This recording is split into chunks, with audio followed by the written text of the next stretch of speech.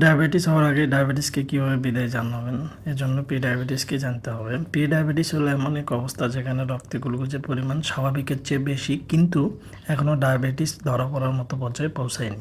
প্রি-ডায়াবেটিসের লক্ষণ।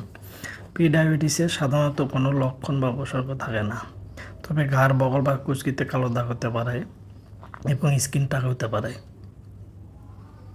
এর জন্য আপনাকে বছরে 1 থেকে 2 বার ডায়াবেটিস পরীক্ষা করাতে হবে। ডায়াগনোসিস বা রোগ নির্ণয়।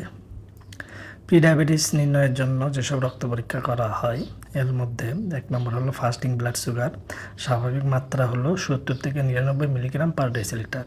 প্রি-ডায়াবেটিস হতে হলে এটি 100 থেকে 125 মিলিগ্রাম পার ডেসিলিটার হতে হবে। যদি 126 বা এর বেশি হয় তাহলে আপনার ডায়াবেটিস আছে।